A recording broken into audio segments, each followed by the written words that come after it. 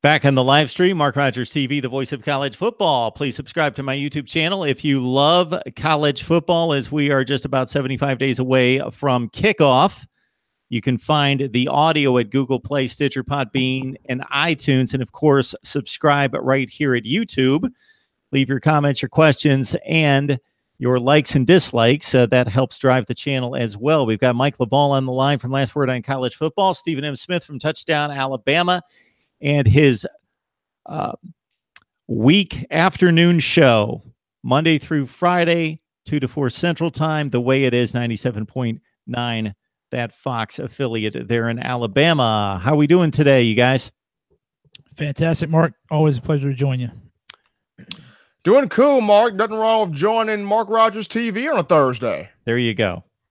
That's what I like to hear. So, two of my main SEC guys breaking down the quarterback and running back positions. I'm looking at a quarterback slate that loses very little talent from last season, Danny Etling and a few others, but very little. Most of the guys coming back, Mike. And your thoughts concerning the top five? Yeah, Mark, for the first time in a couple of years, the quarterback position entering the season is not as weak against the other positions as it has been in the past few years. One reason for that is because you had about 10 NFL draft picks at running back. You lost about 10 running backs to the NFL at running back. So the quarterback position's looking stronger than it has in the past. So we'll go ahead and I'll give you my top 5 returning SEC quarterbacks. At number 5, it was really close. I had Jarrett Stidham going into his junior year at Auburn, just ahead of Jake Bentley. Now, if you look at Stidham statistically, he's probably 2 or 3. 3,158 yards last year, second in the conference, 18 touchdowns, fourth in the conference. Here's the best thing about Stidham, 66.5% completion rate, tops in the conference. And all of that only being fourth in the attempts per game. Of course, he had a strong running game there at Auburn. With Stidham, you got to look at some inconsistencies. He didn't deliver in the clutch either. If you look at Clemson, the offense only scored 6 points there. They had a chance to win it at the end. If you look at LSU, the offense did score 23 points, but that's a game that if you're going to be a top 2 or 3 quarterback in the SEC, you got to go in there with the amount of talent that Auburn had, and you have to win that game. And of course, the SEC championship game, where they only put up 7 against Georgia after having put up 40 against them in the regular season. Additionally, his statistics kind of skew early. He's more successful in the first and second quarters, and on first and second down than he is in the fourth quarter and third down. So that kind of plays into that clutch delivery. So I have Jarrett Stidham there at number 5. I think he'll get better over the season. We'll have to see what he does this year with a little bit less rushing talent coming back at Auburn. At number 4, I have Nick Fitzgerald. I know some people are going to have some heartache with this. Returning senior at Mississippi State, big guy, 6'5", 230. Not a lot of people want to tackle this quarterback. He only had 1,782 yards passing, 6.2 yards per attempt, 11 interceptions, but he had 984 yards rushing, 14 TDs on the ground, over 6 yards per carry. Now, Fitzgerald kind of regressed last season. In 2016, he had over 2,400 yards passing and over 1,300 yards of rushing. It's going to be interesting to see how Fitzgerald does. Of course, he had that gruesome broken leg at the end of the season last year, and he's losing the dual threat quarterback whisperer in Dan Mullen, who moved on to Florida. So it's going to see how he does this year. Big question mark there in Starkville. But I would tell you, as far as quarterbacks go and their importance to their team, I don't think anyone in the SEC, any quarterback in the SEC is more important to their team than Nick Fitzgerald. You look at a lot of these guys, we'll talk about Jalen Hurts and Jake Fromm. They're battling for their jobs, or at least Jalen Hurts is. Without Nick Fitzgerald there last season, to me, he's the most important quarterback to his team. At number 3, we can talk about this. This is pretty interesting. I have Jalen Hurts. So I think he's the 3rd best returning quarterback in the league, and he's battling for his job. That's the embarrassment of talent they have there in Tuscaloosa. And I'm sure Steven's smiling. Rising Jr., 2,000 yards, 60% completion rate, 17 touchdowns. And here's the best part: 17 touchdowns and 1 interception. 1 interception the whole season. I mean, come on, man. He regressed a little bit from 2016 as well, particularly in the passing game where he had over 2,700 yards, 23 touchdowns. But again, obviously Jalen Hurts has that dual threat capability too. 855 rushing yards last year, almost 1,000 the year before. Some people will argue that he's a system guy. Some people will argue that you can put any average quarterback into Alabama's offense, hand it off to those running backs, and just kind of dink it and dive it. You also got to remember that he's went through in his 2 years. He's went through 2 different offensive coordinators. He's very mobile, and he has that stable of running backs behind him. So I think he's probably better than most people give him credit for. I think he gets knocked a little bit by being in the Alabama system. And the bottom line is he does what they ask him to do. So it's kind of hard to fault a guy for executing the game plan. I think his stats would be a little bit different if he had a different offensive philosophy from the coordinator, if they went deep a little bit more. But, he's a guy, when you talk intangibles, he's a guy that just wins. I think he's got one loss on his record in his 2 years there in Tuscaloosa. So I mean, that's hard. He's got two, Mike. He's got two, Mike. But two, yeah, I would go with 1, but 2. 2, you're right. I think Mike's going to drop him out of the top 5 now since he's got 2 losses. 2 losses in 2 years.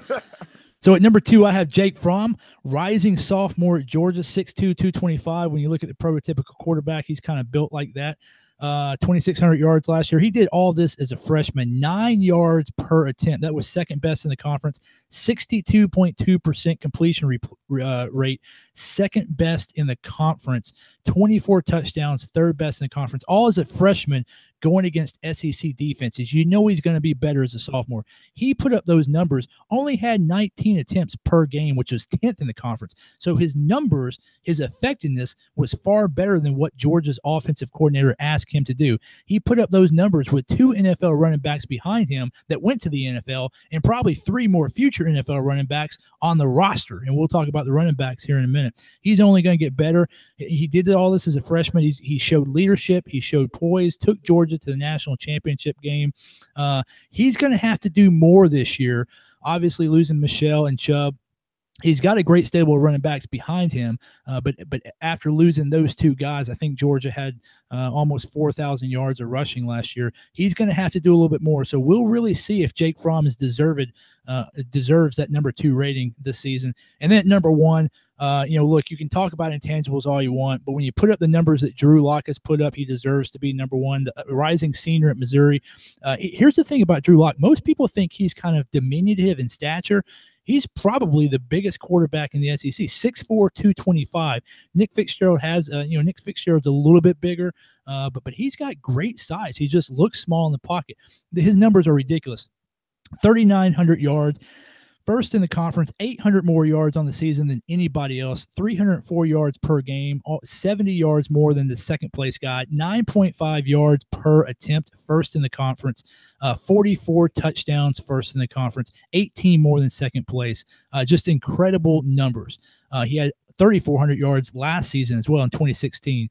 Some of it, 165 passer rating, also first in the conference. Just incredible. He kind of has that Dan Marino, Aaron Rodgers mindset. He's got a great strong arm. He's not afraid to throw that ball where he wants. So he'll sling it a little bit of a gunslinger. His stats are a little bit skewed to lesser competition. I'm interested to see what the Dooley effect. Of course, Derek Dooley, the new offensive coordinator at Missouri, very interesting, inquisitive, questioning hire there. Dooley's not known to be an offensive coordinator. Just left being the wide receivers coach at Dallas. So I'm kind of interested to see how Drew Lock does this year with Dooley as offensive coordinator. The other thing you got to watch out for Drew Lock, lost a lot of talent. Ish Winter left. Jamon Moore, one of the great receivers, he left last year. So for Drew Lock to hold on to that top position and have a repeat of 2017, he's really going to have to work hard. He's going to have to bring it. He's going to have to find new talent, and he's probably going to have to overcome Dooley as the offensive coordinator. But there you have it. That's my top 5, Mark. Like I said, Jake Bentley was almost tied with Stidham at 6. You also got to look at, Keller Chris transferring in, Kyle Shermer at Vanderbilt, who's also battling for a job. A couple honorable mentions, but that's my 5. Lock at 1, Fromm at 2, Hurts at 3, Fitzgerald at 4, and Stidham at 5. And Mike, you bring up the possible impact of Derek Dooley taking over the play calling and offensive coordinator duties with Drew Lock, and it brought chuckles across fan bases across the SEC. But as an offensive coordinator, based on the feedback that I've received from people that follow Missouri football, that follow the SEC, they think it might be a good play for Drew Lock in preparing him for the NFL. in terms of Dooley's background and preparing Locke for the next level. Any thoughts about that? I mean, I have to take your word for it. I'll refer you to Cole Beasley's recent comments on Twitter about finally getting a good coach, good positional coach with the Dallas Cowboys. I mean, I don't see how having Derek Dooley as your offensive coordinator helps prepare you for the NFL. That was his Cowboys receivers coach was his only NFL job. Is that correct? Yeah, that's the only one I'm coming up with. But I'm just telling you, this is what I've heard from multiple people and read online from actually decent sites. Okay. That Derek Dooley is going to be good for Drew Lock moving on to the next level. So we invite everyone, as I have over the past few nights during the live streams here at Mark Rogers TV, the voice of college football, that you give us your top 5 at any position in the country. Of course, we're talking SEC quarterbacks and running backs here tonight.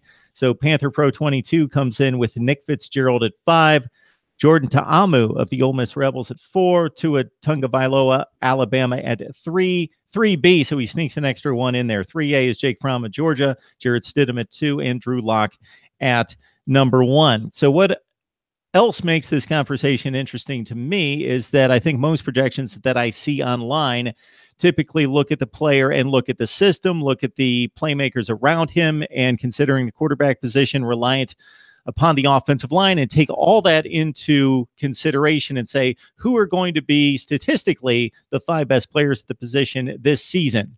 That's not how I do it. I just simply say these are the 5 best players at the position, and the offensive line play may mean that who I think is the best quarterback may only have the 4th best statistics because he's playing behind an inferior line and doesn't have the playmakers. I try to take the Tom Brady model that if you put him on the worst offense in the NFL, he would still be Tom Brady and arguably the best quarterback in the NFL, but he would not produce the same statistically as he does with the New England Patriots. Just the way I approach it, there's not a right or wrong. Some take supporting cast into the equation. I try to eliminate it. It's impossible to do so, but I try to factor that in and eliminate the supporting cast, the opportunities, and the system as well.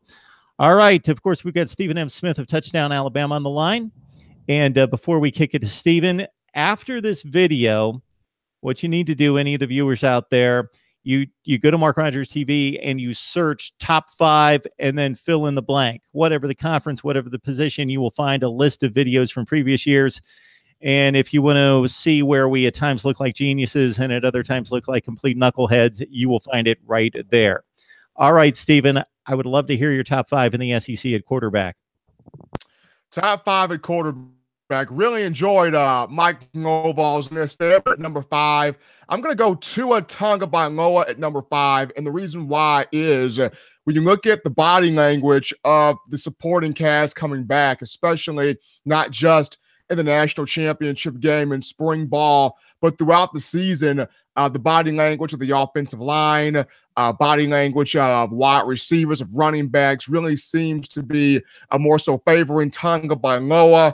Once again, Jalen Hurts has got the experience, but the one thing that Hurts needs to free himself from is that fear of making a mistake. You looked at a lot of times last season, early on, he seemed to have improved in that regard, distributing the ball to a number of receivers. I'm not sure if it was the Arkansas game or the Tennessee game or the LSU game in the middle of the season last year, but that fear kind of gripped him, and you saw him really take steps back. So can he free himself from making mistakes is the question mark with him. Reason why Dan Enos from Arkansas is in Tuscaloosa right now as the quarterback's coach. But when you look at what Tua brings to the table as far as the passing ability, opening up receivers, opening up tight ends, running backs as well, and for the full potential as a whole is concerned, number 5, I would go with Tua Tagovailoa for the Crimson Tide. At number 4, give me Jake Fromm of Georgia. Had an amazing year last year coming in when Jacob Eason got hurt. Had a great year there. 2,615 yards passing, 24 touchdowns, 7 picks on the season for Jake Fromm. For me, it's can he duplicate these same numbers with more pressure being on him next season, seeing how Nick Chubb, Sony Michel, both off to the National Football League. You do return Elijah Holyfield. DeAndre Swift is back at the receiving ends. You've got Riley Ridley. You've got guys like Terry Godwin Jr., Miko Hardman, also Isaac Nauta at tight end. So you've got weapons there if you're Jake Fromm, but can you handle more responsibility being on you is the question, but I got him at number 4. My number 3 guy, Nick Fitzgerald. Nick Fitzgerald, heart and soul in Mississippi State. Mike hit it dead on the head when he went down in the Egg Bowl against Ole Miss, took all of the air out of the Bulldog sail. Nick Fitzgerald did take a step back in the passing game. I think he had 11 picks last year, overall 29 touchdowns. If he can get more fine-tuned with his accuracy, having Joe Moorhead as the head coach, not Dan Mullen, but if Joe Moorhead can come in and do some things, will be very interesting. Number 3, got Nick Fitzgerald.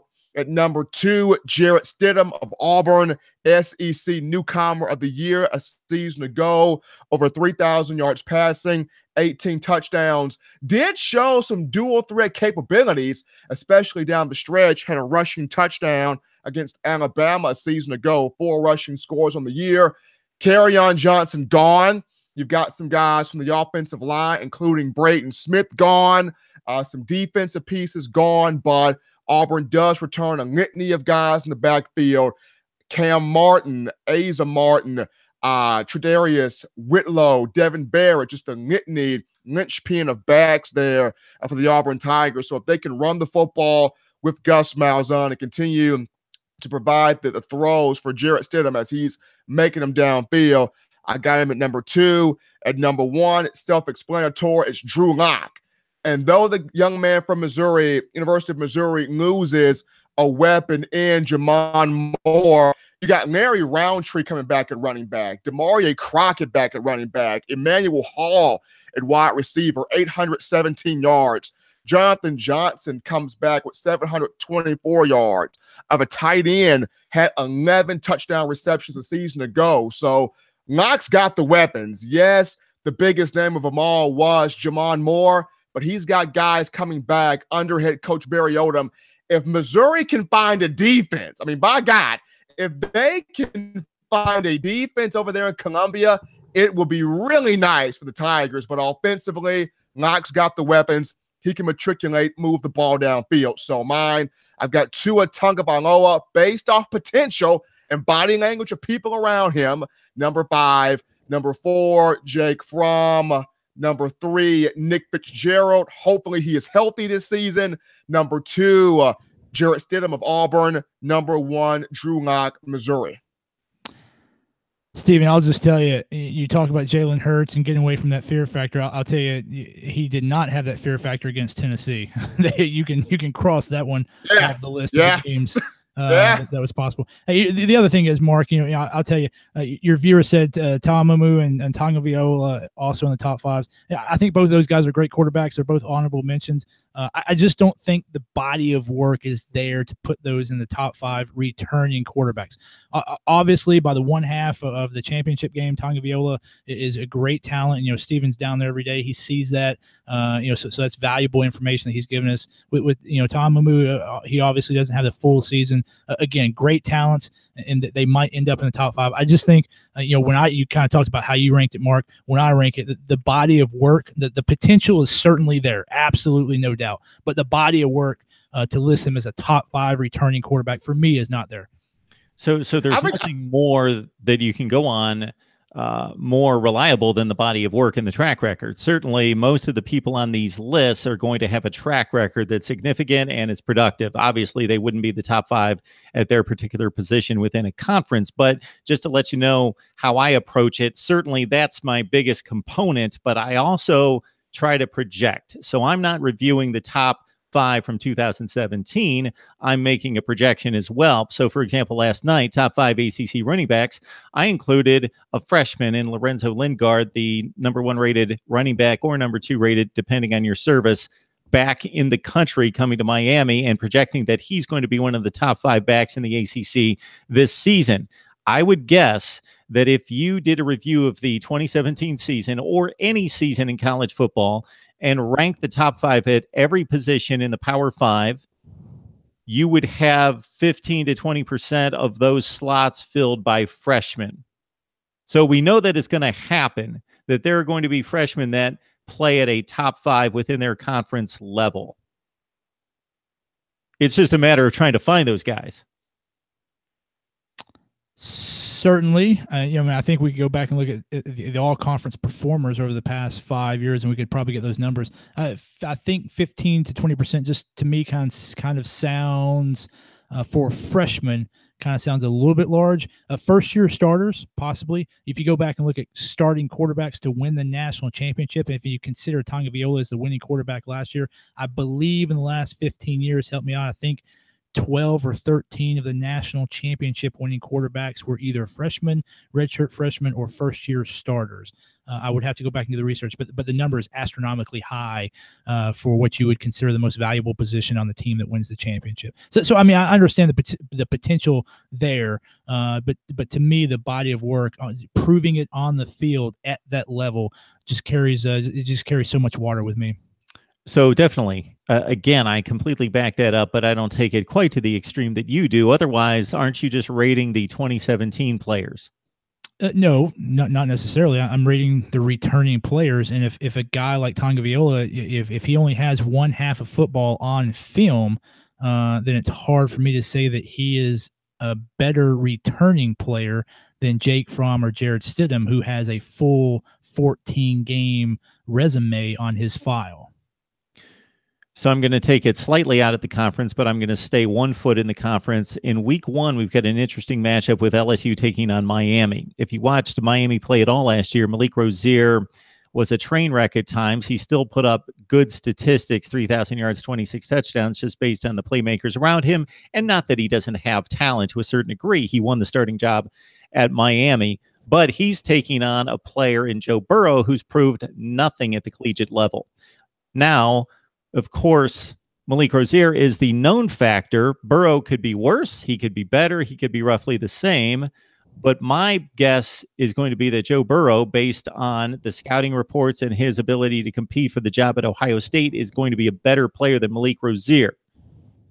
So I could make that projection. I have little to go on but speculation, but I could make that projection.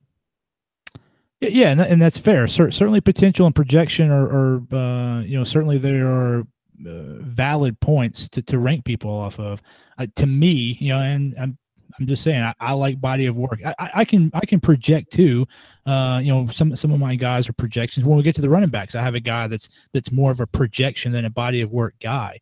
I think with the quarterback too, with the speed of the game and the decisions that the quarterback has to make, I think when you talk about transitioning from high school to college and then college to the NFL, the one position that's probably, almost certainly the hardest to transition is the quarterback because of decision making. So, I think I may not put as much weight on body of work as you kind of make it seem, only because we're talking about quarterbacks, where I do put a lot of weight on body of work because of the nature of the position, particularly with decision making and how hard it is to project at the next level or over the course of a 14-game season, where you have thousands and thousands of more decisions than you do in one half or in high school ball. Though at the same time, as you mentioned, we've seen a trend of successful first-year starters win national championships. Because you have really talented guys on really good teams. And so definitely those guys would have placed in the top 5 of their conference rankings at the end of the season at that position. Certainly. I'm halfway certain you could put one of the three of us at quarterback at Alabama, and we could at least make the college football playoffs. It wouldn't shock me with Nick Saban on the sideline. So before I run down my top 5, I'd like to jump on the live stream. And because I have asked for top 5 lists right here, we get one from Ryan Mell with Tua at 5B. Again, it seems like the fan bases love to stretch it out and say, well, I can't really make a decision, so I'm going to add one on and give you 6 and name it 5B. But Ryan's a faithful viewer, so we'll give him that liberty. Tua's at 5B, Nick Fitzgerald at 5A, Jordan Ta'amu at 4, Jared Stidham at 3, Drew Lock at 2 and Jake Fromm at number 1, and maybe a bonus point to Ryan for actually spelling Jarrett Stidham's first name correctly. That's a difficulty for me as well. A lot of G's and E's thrown around there that shouldn't be for Jarrett Stidham. And we had one other top 5 list. This comes from Prince, 6'1". He's got Fromm at 5, Fitzgerald at 4, Stidham 3, Lock 2, and Tua at 1. And he says, as a Clemson fan, he guarantees that Tua will be the best quarterback in the SEC this season. All right. There might be another crazy person out here that has a voice. We'll see. All right. So at number 5, I've got Jalen Hurts, kind of thinking in the same realm as Mike, that, hey, let's take the ultimate example of this. Cardell Jones, JT Barrett, and Braxton Miller at Ohio State. I ranked them 3 of the top 10 quarterbacks that year in the Big Ten, or 3 of the top 5, I think. Obviously, only one could take the snaps. Jalen Hurts, 60%, as Mike pointed out. He's not considered a thrower, but he takes care of the football, even with the ball in the air, with 1 interception last year. He's lost the 2 games at Alabama. And as Stephen and I have discussed many times, I credit Jalen Hurts 2 years ago for coming off the field against Clemson with the lead, and he never touched the ball again. It was given over to his defense to protect the lead, what we thought was an all-time great defense, and certainly based on one drive, I'm not going to say that it wasn't, but Deshaun Watson and his playmakers made the plays and erased a lead that Jalen Hurts couldn't do anything about. He had the ball in his hands. He led it 75 or 80 yards for a possible win at that point. He also ran for almost 900 yards last year and 8 touchdowns. So I got Jalen Hurts. Obviously, we know the limitations in the passing game, throwing downfield, but still a winner and a game changer at the quarterback position as a runner and a better than expected thrower by most measurements. All right, at number 4, I've got Jake Fromm, 62%, 24 TDs, 7 picks. Second in the SEC in yards per attempt, so he throws the ball downfield.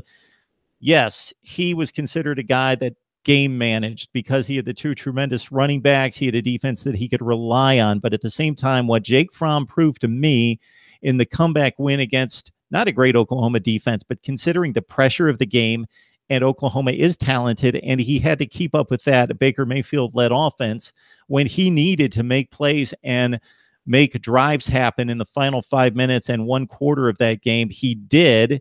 I remember one particular drive to tie the game. He made a couple tremendous throws down the seam. He also was flushed out of the pocket a couple times. One time he knew when to run and picked up the first down. Another time he scrambled around, found not a scrambling quarterback, but had that elusiveness within the pocket and just outside the pocket, found a guy downfield, converted like a 3rd and 12 to lead Georgia. So played in the clutch, beat Auburn, beat Oklahoma, almost beat the Alabama Crimson Tide, of course. All right, Jake Fromm at number 4. My number 3 quarterback comes out of Auburn. He is Jarrett Stidham. He actually, this is a raw statistic, doesn't mean a whole lot, but I think we can take away that he was 5th in the nation throwing the ball downfield, 5th in 50-plus throws downfield. Mike mentioned it. It's impressive that he completed almost 67% of his passes, 18 touchdowns, 6 interceptions. And really, yeah, he had playing time at Baylor, but he didn't see anything close to what he saw defensively in the SEC. And he basically played 6 to 8 games at Baylor. So this was really his first baptism against quality defenses at all 11 positions and playing in these kind of games. And we could see a jump from Jarrett Stidham this season in terms of what he produced last year and playing very well for Auburn, a team that almost won the SEC. All right, at number 2, I've got Drew Lock from Mizzou. So I've got to admit, do I watch Drew Lock play on a weekly basis? No. I watch the biggest games, the best games, and I pick out the 5 or 6 games on Saturday that I need to see. I've seen Drew Lock on the highlights all over the place. I saw the bowl game against Texas, where his offensive line was overwhelmed by a really good Texas defense led by Malik Jefferson up front, and an NFL caliber defensive team in terms of a number of players on that side of the ball for Texas. But the one context I'll put on the statistics that Drew Lock put up last year with 44 touchdowns is that he threw 13 touchdowns against Missouri State and Idaho. So typically quarterbacks, any position player for a major conference team is going to bulk up their stats against the lesser teams like that. But for Drew Lock, it was a little bit more than some other people. 58%, 44 touchdowns, 13 picks. But I also looked at possibly the two best defenses he played during the regular season. Georgia, 253 yards, 4 touchdowns, 1 pick. Florida, 15 for 23 touchdowns and a pick. Played very well against two teams that had better talent on the other side. Drew Lock at number 2. And as Mike mentioned, I believe he had the opportunity to leave for the NFL. And I mean a legitimate opportunity, but he chose to come back to Columbia, Missouri. And at number 1, what do we call him, Steven? Double T? Double T in the morning, baby. Okay, so Mike just can't believe it. So this is difficult for me to pull the trigger, but it's not like he jumped on the field for one series against Georgia. He threw the ball 77 times last year. He had 77 attempts. So he did, and those were not meaningful attempts. And then all of a sudden they became the most meaningful attempts of the season. And no, he didn't throw and play the entire game and throw for 385 yards and 5 touchdowns. But my goodness, he delivered. And yes, if you can erase, if we would erase the one final throw that he rocketed on 2nd and 18, I'm sure Alabama fans would be tempering their clamoring and desire to see this guy as the number 1 quarterback, and would be more like, let's see. Well, he won the game, but he didn't do that much. And man, Jalen Hurts has done that. And there would be an argument. Right now, there's no argument based on him making that final throw. But he did make that final throw in the clutch on 2nd and 18 against that defense and delivered that thing on the money. 11 touchdowns, 2 picks, 63%. He does have, I don't want to call it a track record. Maybe he ran the, he ran the quarter mile, maybe one time around the track, Mike. But I got 2 at number 1. What do you guys think? You do realize that if you take away those 13 touchdowns from Drew Lock, he still has 5 more touchdowns than anyone else in the conference. I mean, Drew Lock has 8,500 yards in his career. And how many does Tagovailoa have in his career? I mean, I understand that Tagovailoa is a really good quarterback. Let's see, 71. Drew Lock has 71 total touchdowns in his career and 8,500 yards. Tagovailoa has what, maybe 400 yards and 1 or 2 touchdowns in his career. I mean, I got it. Tagovailoa is a great quarterback. He may be the starter at Alabama this year. But Mike, I also putting number 1 over a guy who has 8,500 career yards and 71 touchdowns. But I just don't see it. But Mike, you've laid it out for us already. He's thrown 77 more passes than Jameis Winston did or Johnny Manziel before they were given the job and won Heisman trophies. Did you project them as the number 1 person in the conference that year? Absolutely, I did not. I had no idea who they were. Well, Johnny Manziel, I didn't. Winston, I did. But I'm going to make that projection that who is going to be the best quarterback in the SEC. Bold move. I like it. I will say this right now. This August camp will be one of the more intense ones in a long time. Just seeing how Alabama, you got Michael Locksley as your offensive coordinator. You bring in Josh Gaddis from Penn State, who will be the co-OC and wide receivers coach.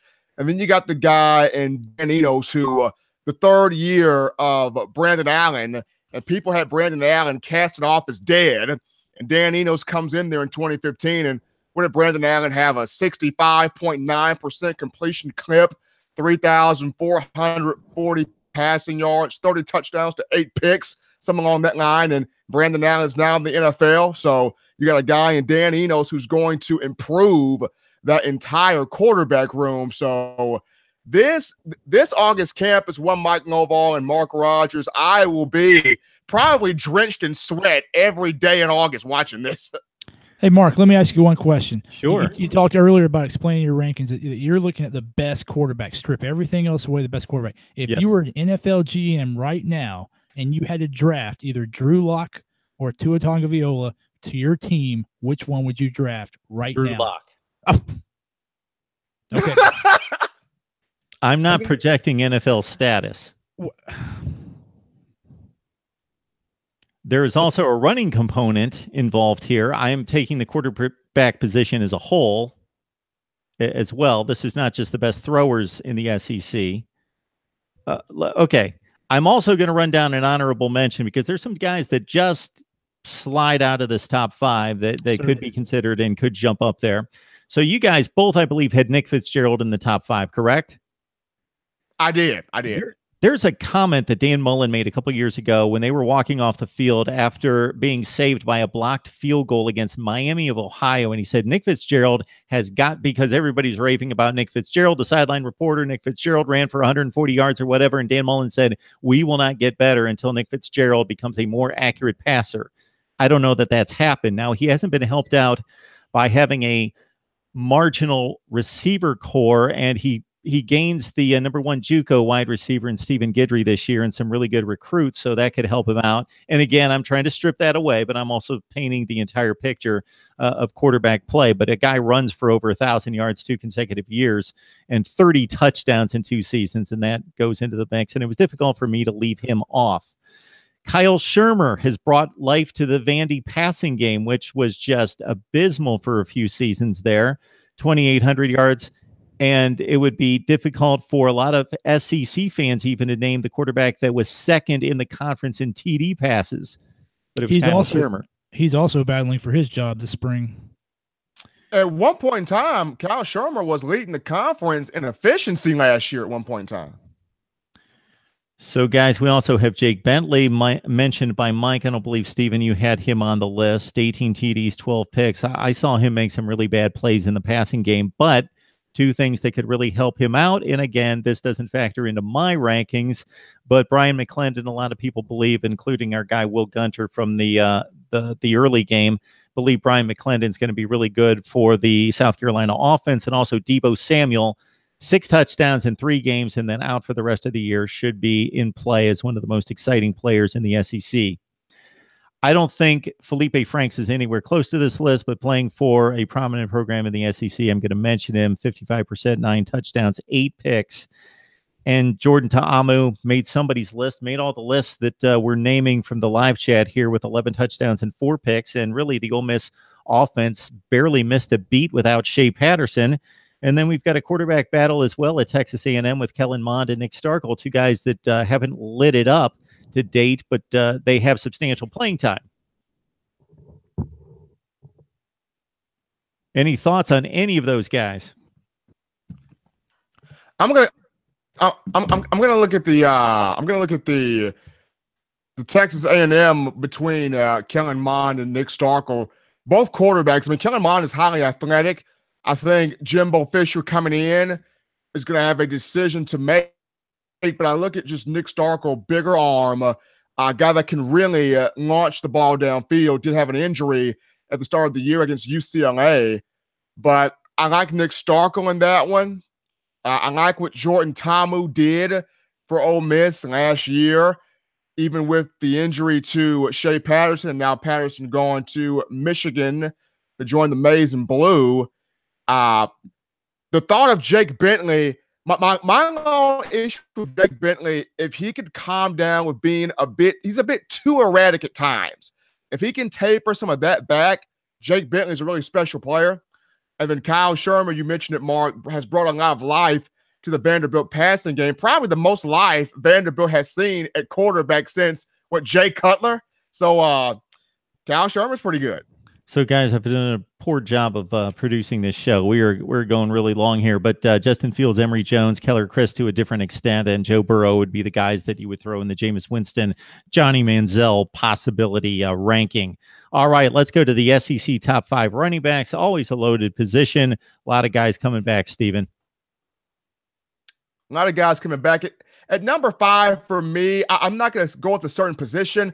I'm just going to take a group as a whole. At number 5, I'm going to go with Auburn's running back group. Normally, Gus Malzahn will have one hot hand, and he will ride that hot hand to the end, whether it's Kerryon Johnson, Cam Petway, guys like that, Trey Mason in years past, Cameron Artis-Payne. He will run that hot hand to the end. Now, at this upcoming season, you got Tre'Davious Whitlow, you've got Devin Barrett, Asa Martin, Cam Martin, A lot of big backs back there. Who becomes the big-time guy remains to be seen, but a very talented running back room the Auburn Tigers have. So I would go with Auburn's entire room at number 5. At number 4, give me Larry Roundtree of Missouri. This guy had over 700 yards rushing a season ago. I know Demarie Crockett's the main back, suffered a little bit of an injury last season, and Roundtree took over. I like his speed, his burst in the open field. So give me Roundtree at 4. At number 3 on this list, number 3, Aris Williams of Mississippi State piques my interest a lot. Coming back with the likes of Nick Fitzgerald at quarterback. Aris Williams played pretty well last season. Had his best game, I believe, against Alabama. Had 98 yards rushing against the Tide. Really did a good job getting in and out of his cuts. Trucked linebacker Keith Holcomb a couple of times in the hole. So number 3, I've got Aris Williams of the Bulldogs. Number 2, I like DeAndre Swift of Georgia. As good as Nick Chubb and Sony Michel were, DeAndre Swift had a lot of catches at the backfield, showcasing that versatility, can run the ball well. I like him at number 2. Number 1 guy, Damian Harris of Alabama. This guy's got 2 back-to-back 1,000-yard seasons, has a chance to be the first back in Alabama football history to have 3 straight 1,000-yard years. He's got a shot to do that this upcoming season. So number 5, Auburn's running back room. Number 4, Larry Roundtree III of Missouri. Number 3, Aris Williams of Mississippi State. Number 2, DeAndre Swift, Georgia. And 1, Damian Harris of Alabama. Thank you, Stephen. No Darius Geis, Cam Petway, of course, Kerryon Johnson, Bo Scarborough. We could go on and on. Nick Chubb, Sony Michel, Ralph Webb, on and on. John Kelly from Tennessee, but still a loaded position in the SEC. It is, as it always is, Mike. I have to ask this question. Sure. Did Benny Snell come back? Benny Snell is back. Yes. Yes, he is. Oh, my goodness. Wow. Are you going to wedge him in there somewhere? Well, not only is he coming back, but he is actually the best returning running back in the conference. Spoiler alert. You know what? I will wedge in. Okay. Let me put DeAndre Swift at golly. Let me put Aris Williams at 4. And I will put Aris Williams at 4. I'll put Benny Snell at 2, and I'll have to drop off Larry Roundtree there. Sorry, Larry, I've got to drop off Larry Roundtree. Roundtree's going to go out there and run for 1,500 yards and prove you wrong, Stephen. Just for that, you've given him the incentive to take a blue lock Larry Roundtree team to the SEC championship game. I've given him a reason to push himself more, Larry. You had to get pushed off for Benny Snell. So, Larry, there's your motivation, my friend. There it is. Bulletin board material in the Mizzou locker room starting in week 1. There it is. All right, Mike, it's a loaded position, of course. What do you have?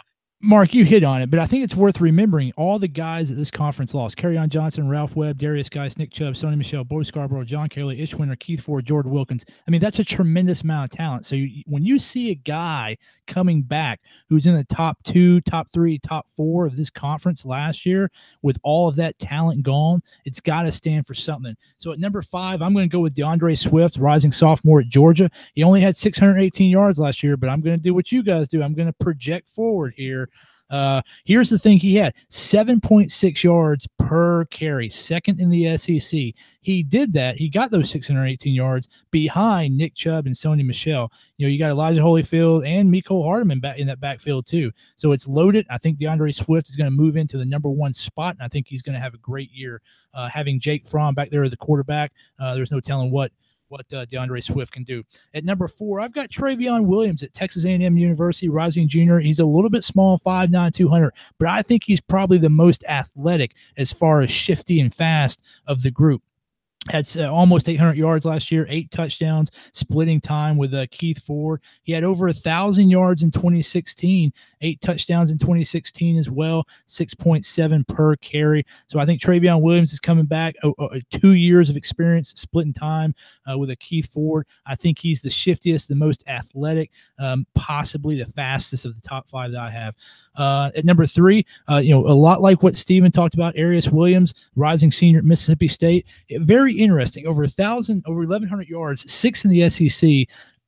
He had 236 carries, 4th in the SEC. When you think about all his carries and Nick Fitzgerald's carries, that's a very run-heavy offense. So, defenses are trying to stop him. He was a little bit ineffective on the short game, only 4.7 yards per carry. His splits skewed toward weaker opponents. He was much more successful against teams that weren't very good. He was used early. He was used mostly in the first quarter and on first downs. But here's a big number, 5.4 yards on first down carries. What offensive coordinator in the nation would turn down a 2nd and 5 or a 2nd and 4, basically every drive? That to me is his biggest value. What he did on first down carries, I don't know if it was the system, I don't know if it was the Nick Fitzgerald effect, but he was highly successful on first down, and any offensive coordinator in the nation would take that. But the downside is he was only average on 3rd and 4th down. He's not going to get you those tough yards.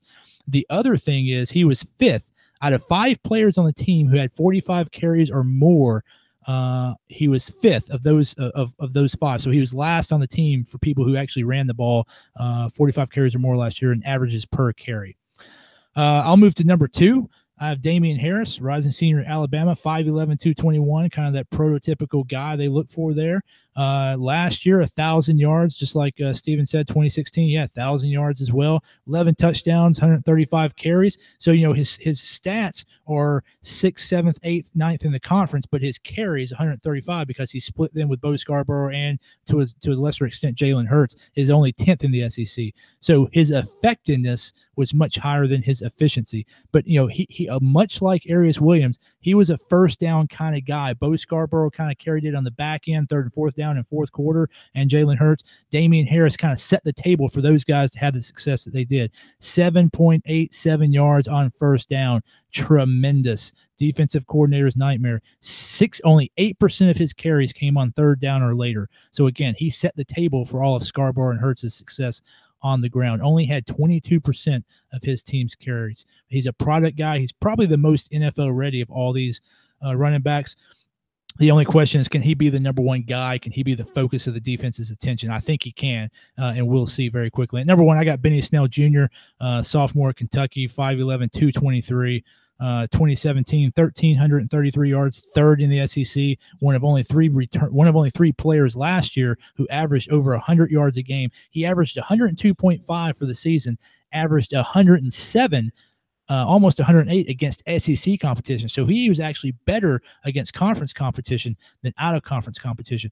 262 total carries, 2nd in the SEC, 19 touchdowns, tops in the SEC for returning running backs, 69%, 7 out of 10 running back carries. 7 out of 10 running back carries for Kentucky were Benny Snell Jr.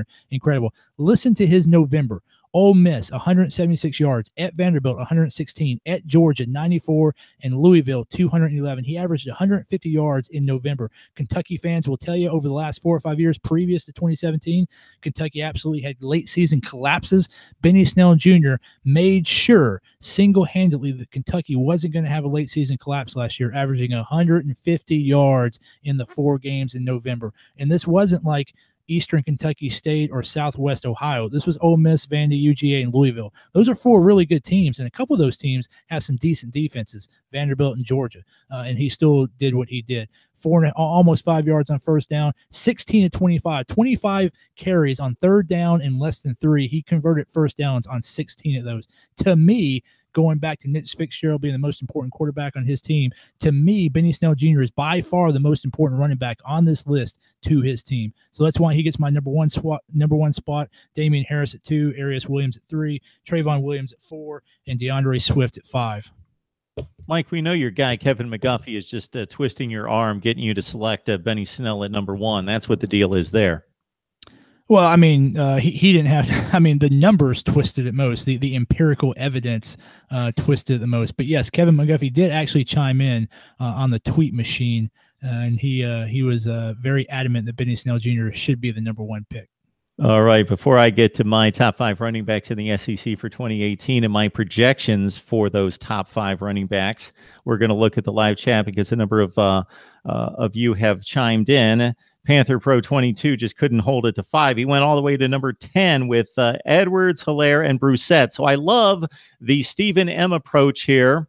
When you take a collection of running backs and say they are the 5th best running backs in the nation or the SEC, whatever the category, they're not the same guy, Steven. It's not the same guy. Whoever wins the Auburn starting job, he's not the same as the other guy. That's why I went with group instead of just one guy. Okay. All right. So it's the LSU contingent for Panther Pro 22 at number 10.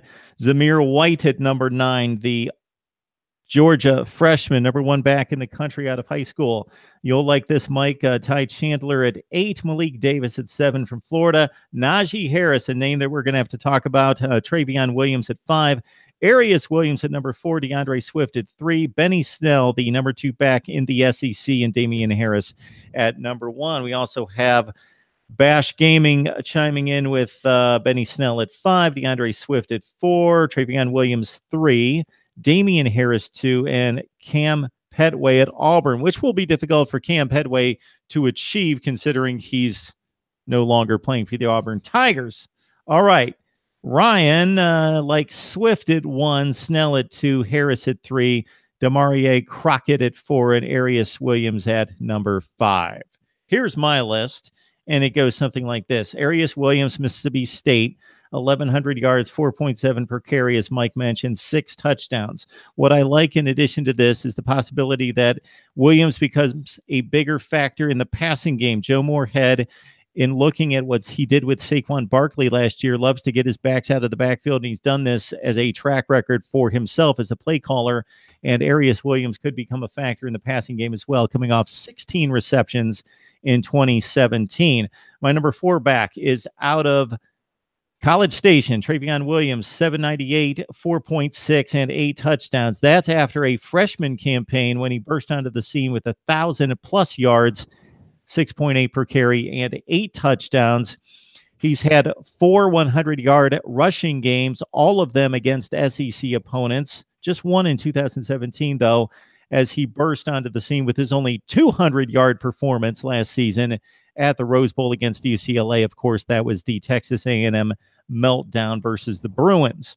At number 3, I like that guy, Benny Snell out of Lexington, 1,333 yards, 19 touchdowns. Talk about having a nose for the end zone. Would have racked up a few more yards and maybe a score or two had he not been inadvertently, in some respects, suspended from the bowl game about halfway through, sometime in the second quarter against Northwestern. Benny Snell I have at number 3. Absolutely ridiculous call in that game. It really was. Trying to help up an official, and actually, yeah, it was just, I hope you are understanding of that. If not, look it up online. It's Benny Snell and referee. Just look it up because it was just a ridiculous action by the official.